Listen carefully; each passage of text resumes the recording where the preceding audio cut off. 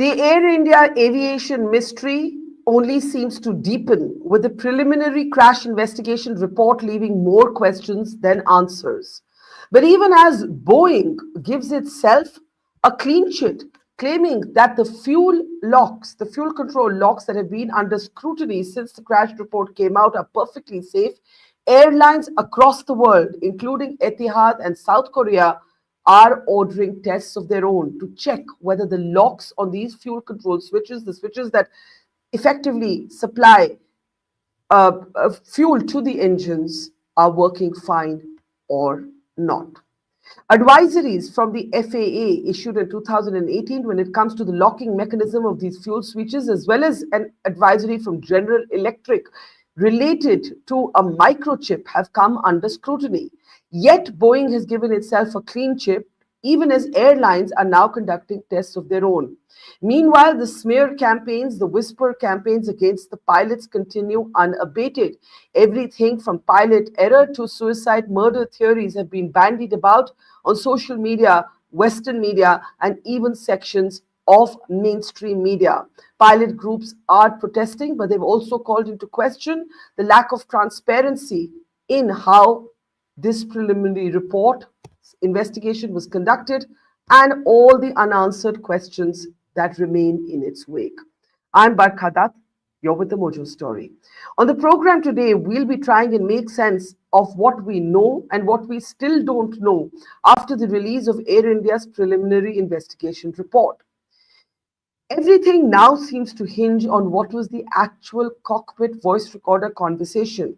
The report does quote a sentence from this conversation, revealing that one pilot asked the other pilot, "Why did you cut the fuel control switches?" with the other pilot refuting this and saying, "I did not." What we do know now is this. 3 seconds after Air India 171 took off from Ahmedabad, 3 seconds after that, the fuel control switches, which were in the run mode, transitioned, I'm quoting from the report here, transitioned to the cutoff mode. It was another 10 seconds before the pilots, obviously sensing what had happened, brought them back to the run mode. The engines did start relighting. One engine even showed significant progress, the other not so much. But the plane simply did not have enough time or enough altitude, and it crashed into a building, and the rest, as they say, is tragic history. But a fierce debate is ongoing. Has there been a premature giving of a clean sheet to Boeing and a premature pointing of fingers at the pilots? Many are talking about the Boeing behemoth's sort of incomparable PR machinery that it has deployed in the past, even in the wake of the 737 MAX crash. The first one led to them blaming the pilots. The second one is what got them back to the drawing board. Two advisories are in focus now: the fuel control switches advisory from the FAA in 2018 and a 2020 advisory from General Electric when it comes to a microprocessor called the MN4. Boeing, as I said, has given itself a clean sheet. Air India has also said, as is the report, that there is no problem with the 787 fleet. But like I said, this prompt clean sheet to Boeing has not been accompanied with a similar clean sheet to the pilots, who evidently did everything they could to restore order to the plane without success. Let me introduce our guests on the program today as we look at what we know about the CVR recording, as we ask why we don't know more about that recording, why are timestamps missing from certain key moments in this plane's 32-second journey, including not knowing exactly at what point the RAT deploys. The RAT deploys automatically when the engines fail, but the report, as far as I know, does not give a timestamp for exactly at what time in this 32-second journey the RAT has deployed.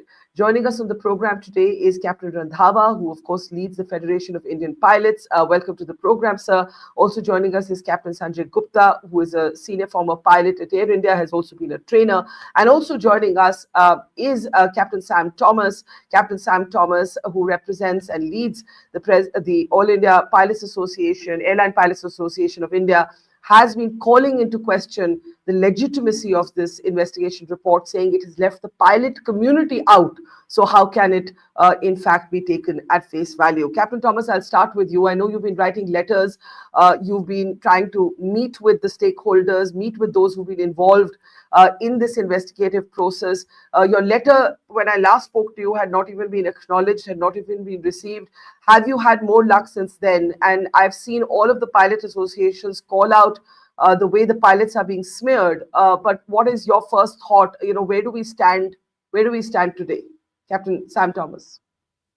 Good evening, ma'am. There has been a little bit of a progress as far as our trying to meet the authorities are concerned. And the Honorable DG was kind enough to allow us a 20-minute meeting. He was very open about whatever transpired. And he said there would be some logistical problems before we could be included into the accident investigation board, even as observers. So he's working on it, and we are happy with that. As far as the reports are concerned, now, as we started, when this entire episode started and we had the first interaction, I had mentioned that without comprehensive data, nobody can tell you what exactly transpired. Now, what has happened with the release of this data or the preliminary report is, let's objectively look at it as to how it happened. First, the American journalist from Seattle releases the report. 2 days later, an unsigned report is released in the middle of the night. It's sort of even elementary things are missing from it. Like, for instance, if you make a mistake on the full form of FADEC, then I don't know how you will go further down the report that concerns critical items. Now, while going into these technicalities, we try and stay away from too many technical terms because the layman will not understand. What I can commit to you here is, let the journalists ask any number of questions, no matter how trivial it sounds. It would be my endeavor to try and answer it without going into the heavy technical work. Not that I'm not aware of it. I've flown this 777. I'm rated on the 787, and I know what I'm talking about. At least that's what I claim. But we will answer these questions step by step. But our problem is, if, as we had told you in the beginning, if you introduce secrecy into this, then everything is interpretation. And this report leaves a lot to be desired. Now, what particularly, before I open it up, bothers you about the report? There are clearly some unanswered questions. One is, there's a third angle of a CCTV image which shows that the rat has been deployed, right? In fact, can we please bring up this image? And it shows you that the rat has been deployed, but it doesn't actually tell you at what time in this 32-second journey the rat has been deployed. Now, the reason that I think that might be critical is that so far the report suggests that the fuel switches transition to cutoff mode, therefore fuel is cut to the engines, therefore the engines fail, then the rat deploys. But to check this theory, we must have the timestamp of when the rat deployed. That is one missing piece of information. The other missing piece of information, Captain Thomas, is actually, we know that Captain Clive Kundar was at the wheels, was flying, and the commander, Captain Sumit, was actually monitoring. But the CVR transcript of that one sentence is disclosed without telling us who said what. Is that typical? I mean, these are the two things that struck me as missing in the report. Very correct. Now, as far as the CVR transcript is concerned, you don't release one sentence of it and expect people to make sense of it.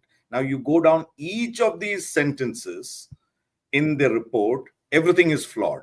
That is the reason we were saying that let there be qualified civil line pilots or rated pilots who can be there, rated engineers who can be there, so that they can help them make sense of whatever is happening. Here is a interpretation. And secondly, you use the word transitioned. Let me tell you, I've been flying in the US, I've been flying in India. When you say transitioned, that is not a term that is sort of used widely in India. If an Indian were to write that report, he would have said the fuel control switches moved or were moved from run to cut off. The moment you Hmm. said transition, that's an American term. And a valve transitions. A switch does not transition. Switch has gotten on, it's gotten off, though it could be spring loaded, it has got all kinds of things. A valve transitions from Hmm. uh, on to off. Now, let me make it very clear. We are talking of two different things. Fuel cutoff switches are one, and fuel control valves are different. The FADEC has access to the fuel control valves, and the Hmm. pilot has access to the fuel control switches. Yeah. So when you say that transition is an American word, what are you implying? I feel very strongly that this is a report that is dictated by somebody, written by somebody in a hurried manner, and the person writing this report has realized that it is not true and therefore has not signed it. That is my contention, my submission to you. That's a big allegation. You're basically saying this has been dictated by somebody and it's an unsigned document. Let me now open this up. Captain Randhawa, do you share Captain Thomas's concerns, or would you be willing to look at this report with more, in a sense, acceptance? I think he points out two, three things. One, no one signed it off. Two, there is language that seems Americanized to him. He's suggesting that it may have been dictated by somebody, but not owned by anybody. Nobody has actually come out. Like typically, you would expect a press conference by now. You would expect the investigators to come out and take some questions. Um, do you share his skepticism, or are you more willing to take at least parts of the report seriously? I, I would tend to partly agree with Captain Thomas.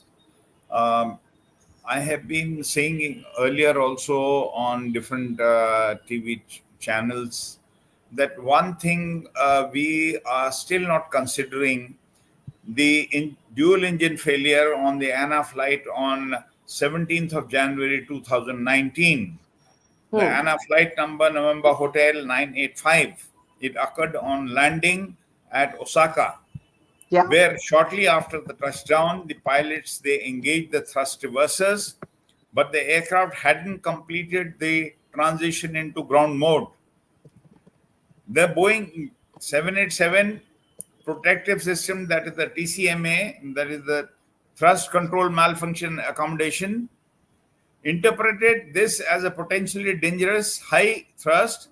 As a result, the TCMA automatically shut down both the Rolls-Royce Trent engines. Hmm. Now, I am still of the view that though physically the switches have not moved, there could be a malfunction in the TCMA which supplies the current to the EEC and which further supplies the current to the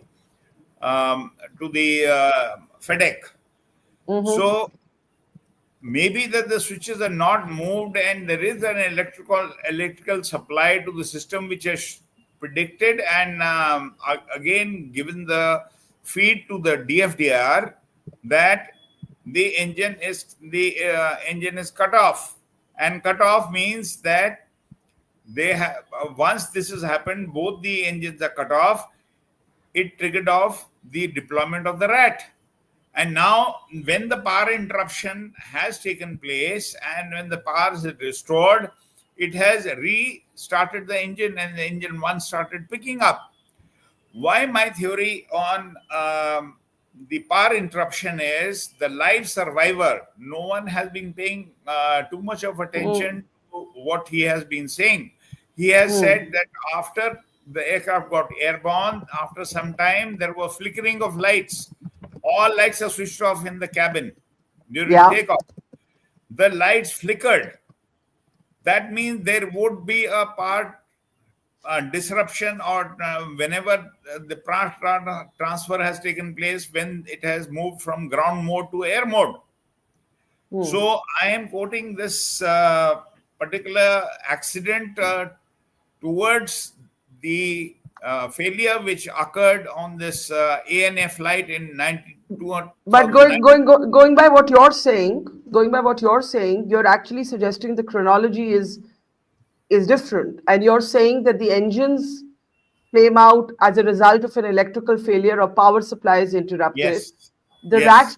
the rat deploys, but it takes a few seconds to kick in. But in the meantime, the pilots reach for the fuel control switches, because the manual is, if the engines go out, you've got to basically put them to cut off and bring them back to run. Am I summarizing you No, accurately? no. I'm Okay. again saying I'm again saying pilots have not moved the switches Okay, you're because saying it is very clear from you're the saying you CBR. believe the pilots have not moved the switches at all.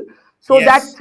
so when the report says that 3 seconds the switches went from run to cut off, transition from run to cut off, you believe the report has that wrong? No. What I'm saying is basically That these electronic signals. they have not physically moved the switch. That's what Yeah, you're saying. but Got it. they electronically the signals are going to the DFDR Right. Got it. because Got the it. CBR they're clearly saying that no one has touched those switches. So Yeah. how is the switch? How the fuel has moved cut off to run, and the DRAT Yeah. has deployed. So I So think, yeah. I am of the view. I'm still of the view that this this needs little more introspection during the investigation stage, and we have been voicing this opinion since a long time with the minister. I had written to the minister that the SMEs should be on board during this inquiry. I did not receive a single reply on that issue.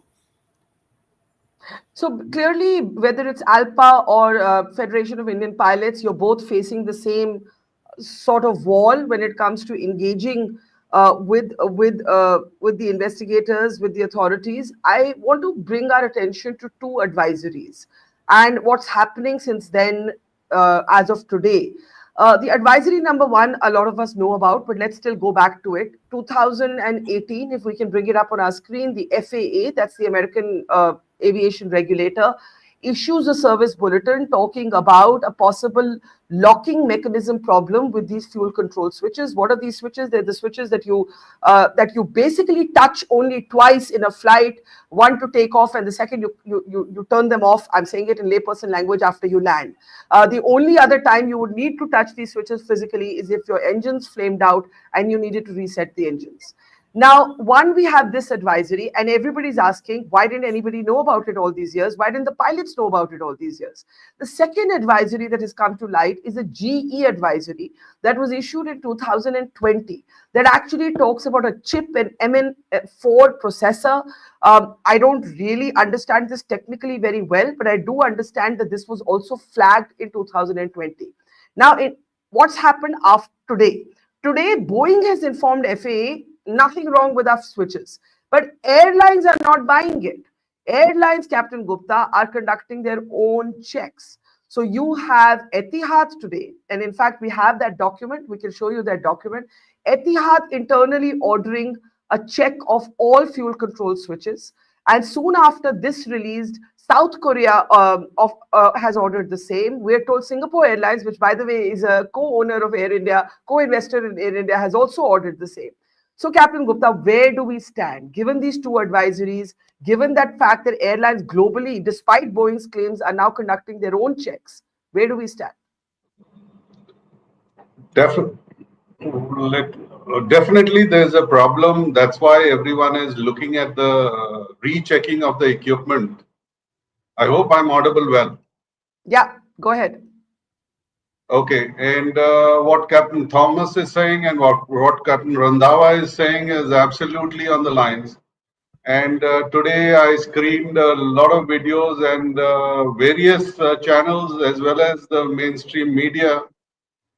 And the typical situation is on a joking side, the things which are running in various WhatsApp groups is please carry a rubber band now I so saw that that. you I can saw attach that it. meme.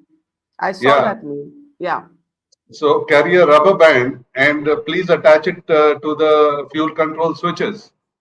yeah. So it is imminent that there is a serious problem with this, and this is the reason why everyone is talking about the same thing. And even in the yesterday's video, we discussed that's the reason this transitioned word has come up. Otherwise, it would have said it went from start to cut off.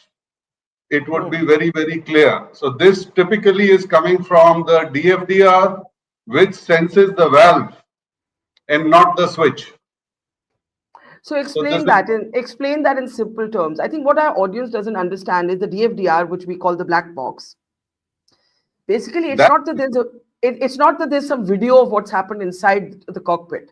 What this is all based on is signals, electric signals, right? And correct. based on these signals, the estimation has been made that 3 seconds after takeoff, the switches have gone from run to cut off, and 10 seconds later they have come back on to run. And either both things have happened without physical intervention, or they have not happened at all, as Captain Randhawa says, or the pilots have seen that something has slipped. At least one of them has seen it because he says to the other, "Did you do this?" And the other person says, "No, I did not." And presumably the one who noticed it then brings it back 10 seconds later, and the engines, one relights, the other doesn't, but they're not at a high enough altitude and they knock into a building. Now, my question is, what do you therefore think has happened? So that's what this so-called black box, which we term technically as DFDR, doesn't sense the switch position. It senses the valve position. And Right? that would have gone to cut off. And this is why they have mentioned transition. And I agree with what Captain Thomas and Captain Randhawa are speaking about. Right. Now, Captain Thomas, can you explain this further? That the black box doesn't sense the switch position, it senses the valve position. Can you explain this in more accessible terms? Ma'am, firstly, there are various type of DFDRs. That is the Right. EAFR, which is what is loaded in the 787. Based on what you purchase and the options that you choose, you can uh, sort of monitor up to 1,000 parameters. There are DFT. When we started off the DFTRs, it would just measure 4 parameters. My airplane has 88 parameters measuring DFTR, whereas the 787 has a potential to monitor greater than 500 parameters. Therefore, I am aware of 787s that can monitor the switch position and the valve position independently. Now, the reason why I say that experts must be involved in this, you can easily mistake one for the other if you are not a type-rated person. That is point one. Secondly, as Captain Randhawa was saying, you see, if you look at that CCTV, the still picture that was put Yeah. out. Of Now, the third CCTV angle. Can we have that picture back? Yeah, go ahead, correct. Captain Thomas. Now, when you see that picture, that's very low to the ground. Now, there are 3 instances in which the RAT automatic deployment takes place. One is total hydraulic failure, dual engine failure, and complete electric failure. Amongst these 3, in the total electrical failure, it comes out the fastest. Say that That is again. why, You're saying the RAT. Okay, so let's just simplify this for people who are not from aviation. right. The RAT is meant to deploy when the engines fail so that it can provide backup hydraulic power to the plane. Yes? Yes. Okay. The RAT deploys automatically when the engines fail. We do not have a timestamp in the report for when this RAT deployed. But you are Yes. saying if there's an electrical failure, it deploys the quickest. Yes? Correct. Okay. Okay. Go on. Correct. Go on. So Therefore, out of the 3, yeah. Therefore, it's these pictures are pointing to a total electrical failure, which is consistent with both the engines getting shut off, because this is an electric heavy airplane. Now that the FADEC can turn off in case of a total electrical failure, the FADEC can turn off the fuel control valves, not the fuel control switches. Like I said earlier, the switches are with the pilots. They are guarded. There is a small little notch, and we can come to the solenoid a little later in the program if we can. Yeah. Otherwise, I am agreeing with the fact that this looks like an electrical failure more than anything else from the pictures. Now again, completely trying to solve a problem with the very, very limited data that we are being provided with. So I have a question. If there has been an electrical failure, and all three of you have basically pointed to that possibility, and all three of you seem to believe that the pilots have not physically moved the switch, because there's no reason to actually for anyone's hand to go there at all unless both engines have failed. Could the electrical failure have been read as an engine failure by the pilots and they would have then tried to reset it? However, that doesn't reconcile with the cockpit conversation, of which we have only one line. We don't know if there's another line.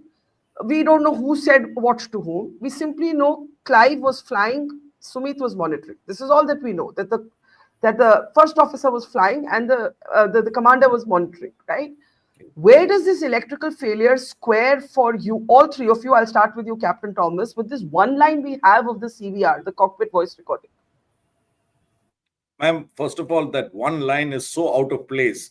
This is not the kind of conversation we have in a cockpit. First, you call out if the fuel cutoff switches are in the cutoff position, what it's indicating in the report, that somebody or something put it off, transitioned it off into that.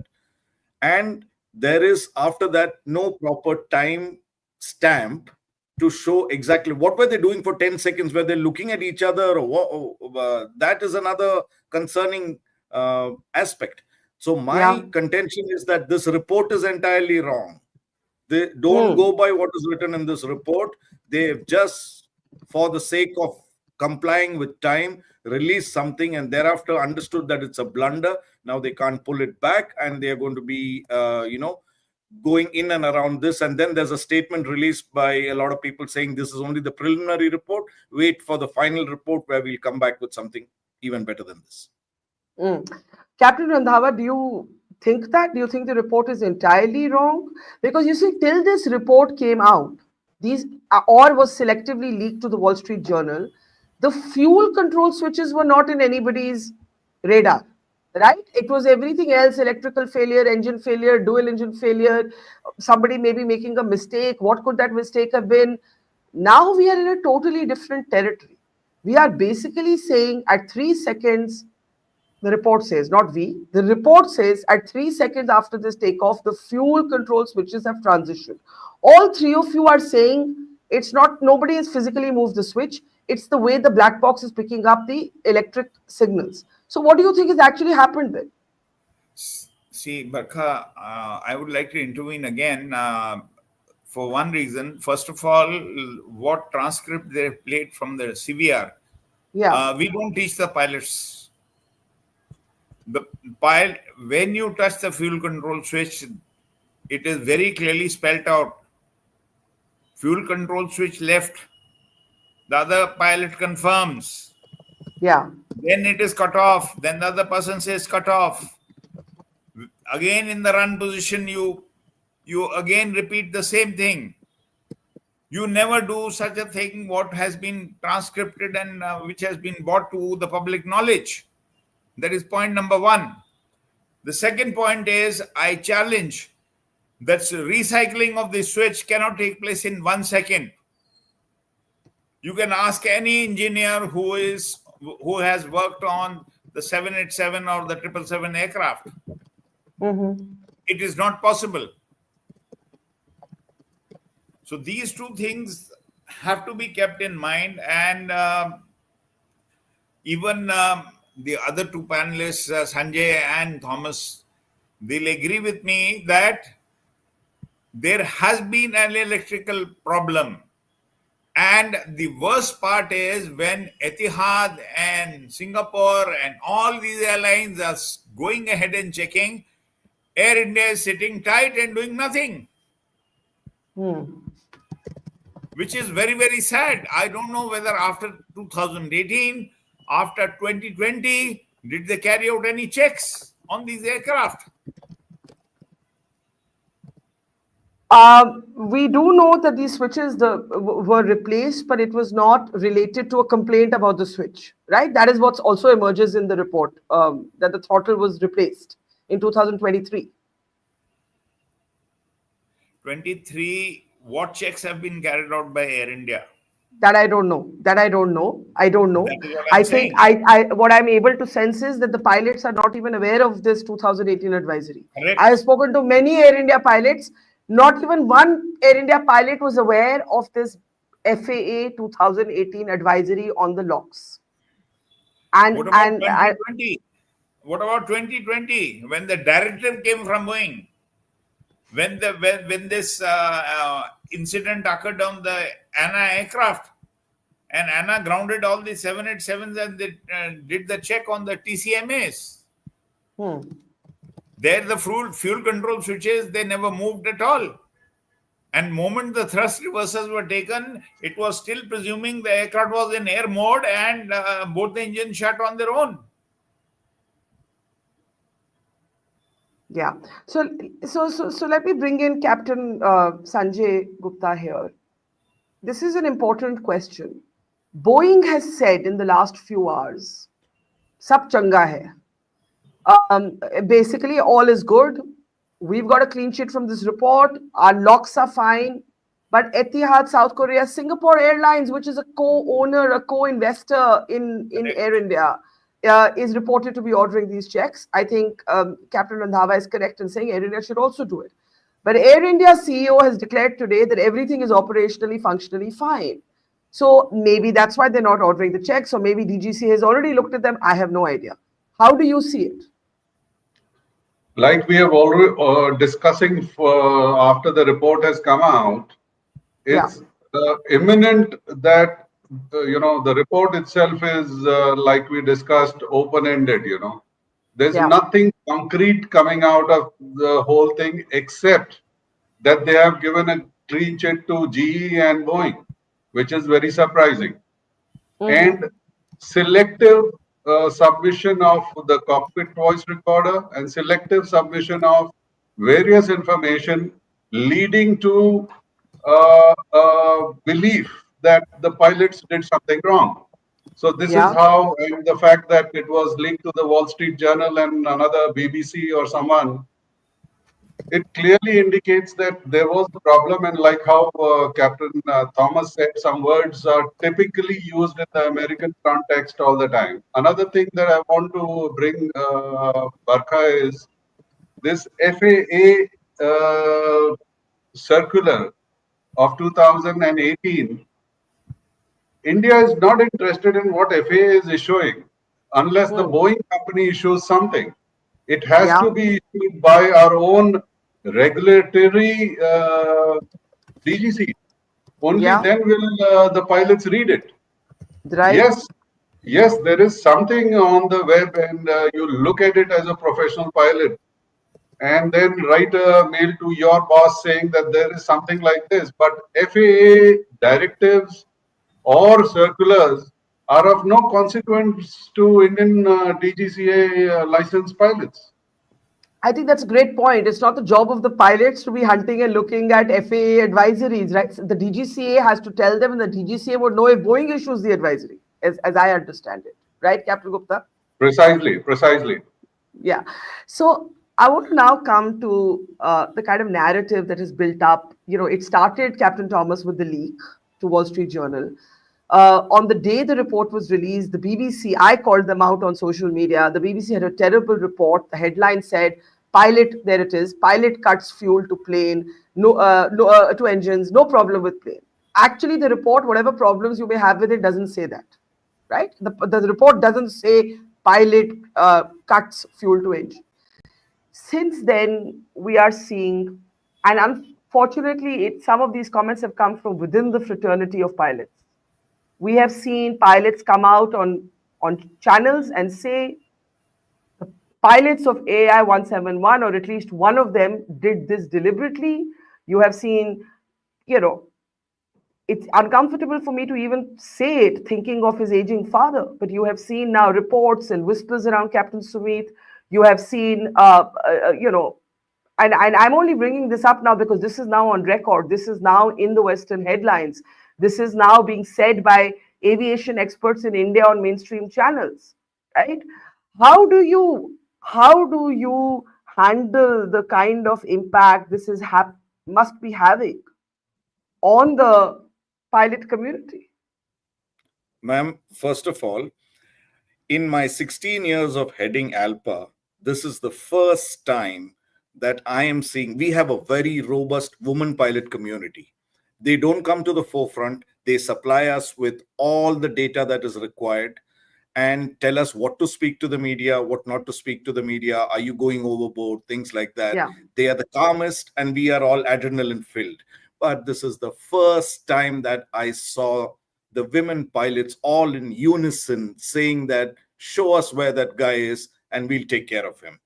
This, be that as it may, is a very irresponsible statement to be making yeah, on to the press. And in India, you ask an opinion to anybody about, your neighbor. yeah, Invariably you say, yaar wo to hai ऐਵੇਂ ही है बस I mean, you can't base your analysis of an air accident investigation based on somebody's hearsay.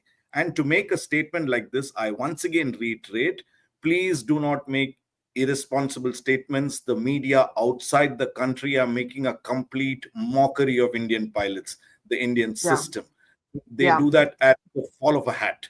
So please, when you're making these kind of statements, be measured. If you don't like that person, don't feel pressurized to give a comment out. You can always switch your television, your phone off, and go to sleep. Don't come yeah, and say things like this. We will, yes, as it's my duty as the association president to defend my pilots because he's not there. absolutely. Moreover, we are not here just to defend him. That's what we've Yeah, been saying. Like, let the truth come out. Was the pilot at fault? Okay, why was he at fault? Our whole aim is this accident should not be repeated for whatever reasons it happened in the first place. That's the aim of air accident investigation. But what has it turned out to be? You've insinuated the pilots, and just see, like when we started off, what is going through what if it turns out tomorrow that this is not the case and there was some mechanical failure? Are you going to go back and say that I pull back all those things? It's not possible. Therefore, be guarded in what you're saying is absolutely. my. Honestly, for 3 days, I have wrestled with whether even to bring it up. But the unfortunate truth, Captain Thomas, is it is now in the Western headlines. You have foreign pilots, again, that Captain Steve type characters, those kind of characters coming and making comments. And unfortunately, this theory was started by somebody who has been a pilot and from within our country. This was first Yes. said from within our country, right? Captain Randhawa, when you're hearing all this, I've seen today newspapers pull out medical history or trying to pull out medical history of Captain Sumit. It is, what strikes me is the promptness with which Boeing has been given a clean sheet and the same promptness with which the pilots have been blamed. If you don't have enough evidence, then you don't know whether Boeing is in the clean either. If you don't know the answers, then you can't give that clean sheet. So that strikes me as very odd that the corporation gets the clean sheet, the pilot immediately gets the smear. How do you see these narratives that are being propagated? Questions now being raised. Oh, was it like German wings? German wing, of course, refers to the incident where a pilot flew his plane into the Alps. This is the kind of talk that is now being mainstreamed, and I'm wondering how you're dealing with it as a community, Captain Randhawa.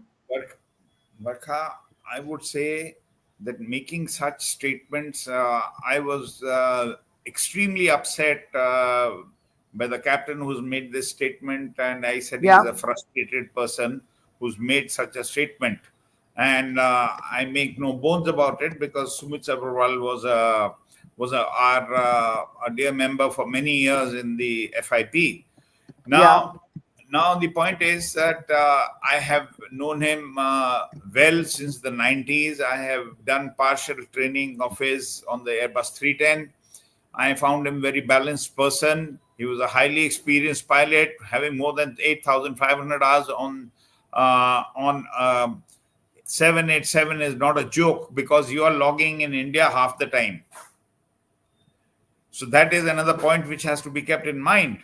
yeah, And he was absolutely balanced person, and within a few seconds, so who will get all these things in the mind to start playing around with the fuel control switches, which is absolutely absurd. Secondly, the Indian government should be taking action against these people who spreading these rumors and who are viewing and putting the things that it is a pilot error and the pilots have done it, because this will create a fear psychosis among the passengers around the world.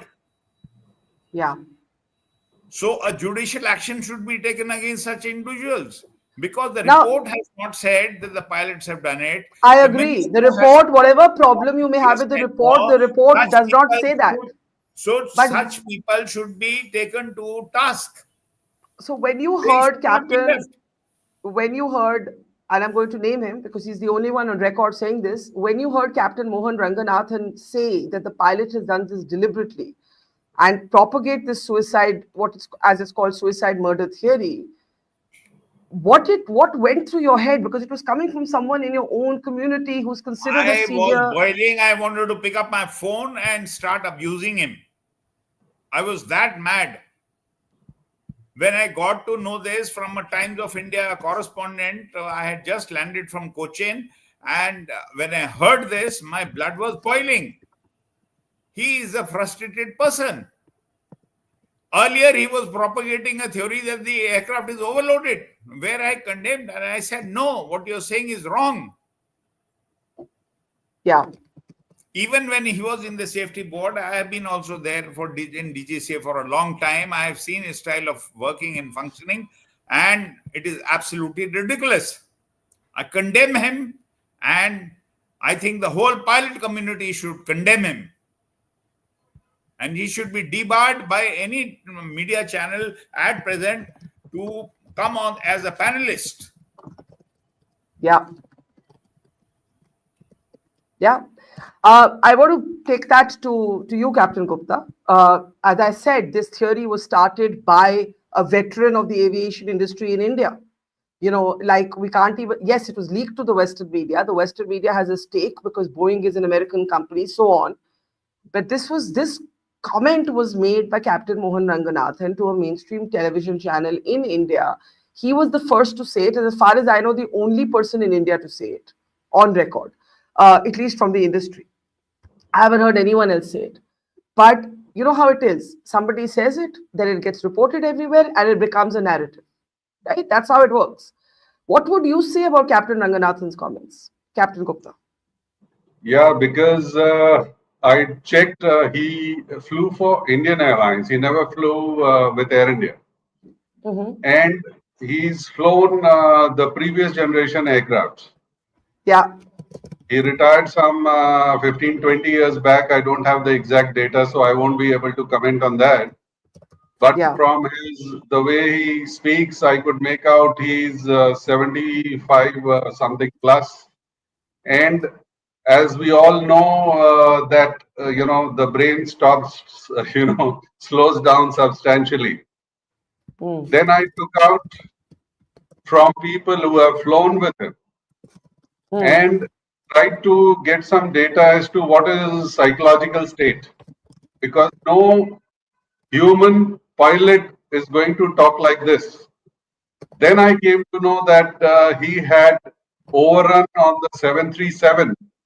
That means there was a aircraft commanded by him which overran the runway. This is the information I've got, and Mm. various other incidents which have happened by him. So I don't think so. He is in a proper configuration to comment, and why people are hearing him, I don't know. Mm. But yes, I've stopped those channels. I've spread the word that please don't watch these channels who are talking rubbish. Yeah. And Absolutely. it's important. Like what Captain Randhawa just said, I also felt there's something wrong with this gentleman. So how can he should be put to some serious psychiatric analysis before he comes to any of the mics in any of the media forum. Yeah. This is Let me my submission. let me give the last word to you, Captain Thomas. How do you manage a narrative where this kind of smearing of the pilots who are not alive has begun, where there is so much speculation about the selective leaking of the cockpit audio recording, where they're now talking about placing cameras. I've seen multiple articles today bring cameras into cockpits. And so much,